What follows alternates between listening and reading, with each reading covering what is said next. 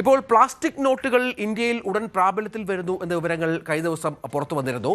പ്രധാനപ്പെട്ട വിവരമെന്ന് പറയുന്നത് ഈ പ്ലാസ്റ്റിക് നോട്ടുകൾ ഇന്ത്യയിലേക്ക് എത്തുമ്പോൾ അതിൻ്റെ ഒരു കേന്ദ്രമായി കേരളം മാറുന്നു എന്നുള്ളതാണ്. ആദ്യമായി ഒരുപക്ഷെ പ്ലാസ്റ്റിക് നോട്ട് കയ്യിലെത്തുക മലയാളികളുടെ, പ്രത്യേകിച്ച് കൊച്ചിക്കാരുടെ കയ്യിലായിരിക്കും എന്നുള്ള വിവരങ്ങൾ പുറത്തു വരികയാണ്. നോട്ടുകൾ പരീക്ഷണത്തിനായി തിരഞ്ഞെടുക്കപ്പെട്ടിരിക്കുന്ന നഗരങ്ങളിൽ കൊച്ചിയും ഉൾപ്പെടുന്നു എന്ന ഒരു സന്തോഷകരമായ വാർത്തയുണ്ട്. അതായത് ഈ നോട്ടുകൾ ആദ്യം എത്തുക മലയാളികളുടെ കൂടെ കയ്യിലായിരിക്കും. പുറത്തുവരായിരിക്കുന്ന ഈ പോളിമർ നോട്ടുകളെ പറ്റി ചില കാര്യങ്ങൾ കൂടി വ്യക്തമാക്കുകയാണ്. പൂർണ്ണമായും ഈ പ്ലാസ്റ്റിക് നോട്ടുകൾ പുറത്തിറക്കാനല്ല കേന്ദ്ര സർക്കാർ RBIക്ക് അനുമതി നൽകിയിരിക്കുന്നത്. അതായത് ഇപ്പോഴത്തെ നോട്ടുകൾ പൂർണ്ണമായും ഉപേക്ഷിച്ചല്ല പ്ലാസ്റ്റിക് നോട്ടുകൾ പുറത്തിറക്കുക, പരീക്ഷണാടിസ്ഥാനത്തിൽ ഈ വിപണിയിൽ ഇറക്കുക എന്നതാണ് അനുമതിയുള്ളത്. ഇന്ത്യയിലെ വിവിധ കാലാവസ്ഥകളിൽ ഇപ്പോൾ ചൂട്, തണുപ്പ്, ഈർപ്പമൊക്കെ ഉണ്ടല്ലോ. പോളിമർ നോട്ടുകൾ എത്രത്തോളം ഈട് നിൽക്കുമെന്ന് പരിശോധിക്കുകയാണ് ആദ്യഘട്ടം. ചെറുമൂല്യമുള്ള നോട്ടുകൾ, അതായത് 10ൻ്റെയും 20ൻ്റെയും നോട്ടുകളാണ് ആദ്യം മലയാളികളുടെ കയ്യിൽ എത്തുക എന്നത് പ്രധാനപ്പെട്ട ഒന്നാണ്.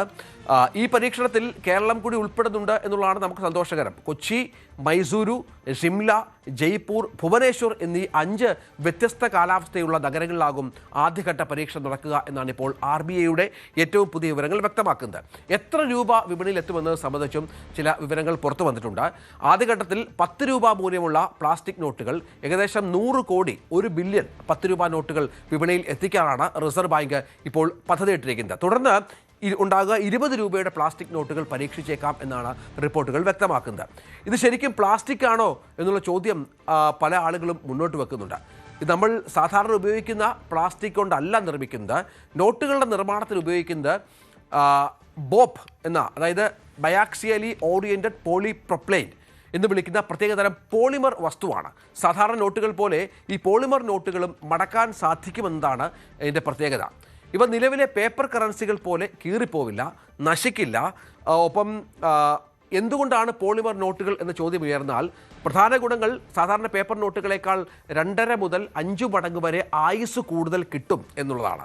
വെള്ളത്തിലോ മഴയിലോ ഒക്കെ വീണാൽ നോട്ട് നശിച്ചു പോവില്ല.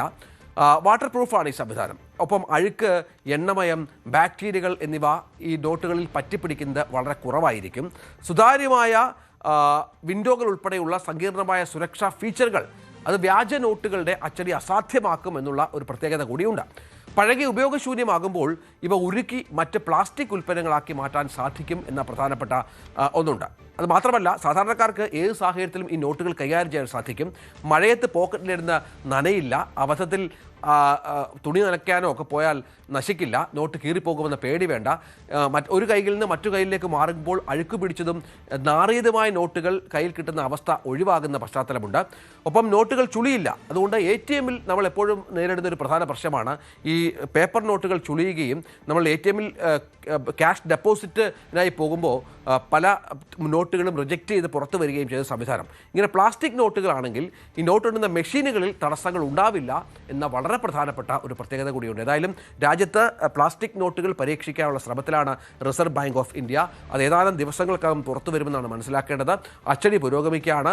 കേരളവും ഒരു പ്രധാന കേന്ദ്രമായി മാറും എന്ന കാര്യത്തിൽ സംശയമില്ല.